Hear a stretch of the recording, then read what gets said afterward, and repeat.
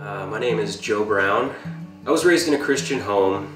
Of course, I started friendships in public school, and those friendships really are what began to drive my life. I wreaked a lot of havoc, caused my parents a lot of heartache growing up. Started smoking pot when I was 14 years old, continued through my late teen years, throughout high school, and it was eventually just a spiral downhill for me. The girlfriend that I had at the time ended up being pregnant. I pushed for an abortion. She went ahead and honored my request. After that relationship fell apart. The number one thing I wanted to do was get high. I began to break into friends' houses and steal their parents' things. I began dealing drugs out of my parents' house. Eventually my parents found out, and that's when they pretty much forced me to go back to church.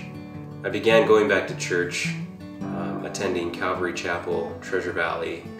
God ultimately broke me one night while I was driving home from a friend's house after a long night of hanging out.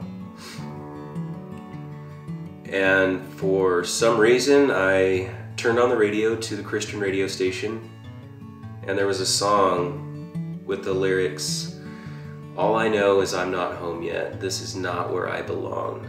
The Lord spoke to those lyrics to my heart specifically, telling me that this lifestyle, this life that I'm living is not where I belong, that He has greater plans for my life. I started getting more involved with church, not because I felt like it was an obligation, but because I wanted to. I wanted to surround myself with godly people. In 2013, I went to my first man camp. During the afterglow of the last night of man camp, we have this thing called the chair. Whoever needs prayer, that's what the chair is for. Next thing I know, I'm sitting in that chair, and I didn't know what else to say other than I smoke pot. The Holy Spirit just blindsided me and filled me to overflowing. I began to shake, I began to bawl, and just let everything out. These men immediately surrounded me, began to lay hands on me, comfort me, and pray for me.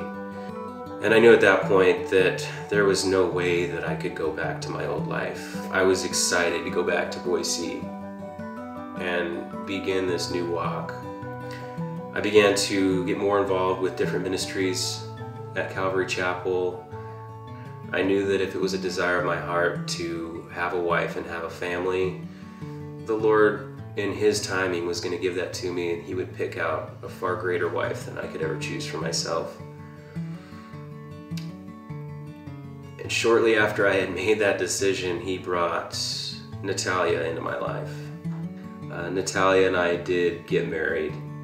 We went to Romania as newlyweds, and it was such an amazing experience. That is essentially what brought us into leading the missions ministry at Calvary Chapel, Treasure Valley. Not even a year into our marriage, Natalia and I found out that we were going to have a baby, and that baby now, baby Moses, is 4 months old, and he is just the most amazing blessing I could ever imagine having in this world. Kind of what I want to leave you with is whatever direction you are running, whether it's for a day, for 10 years, for 20 years, God is still running after you.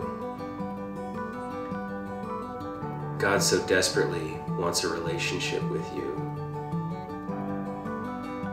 And there's nothing in this world that will come close to the hope, the joy, the love, and the grace that God wants to give you.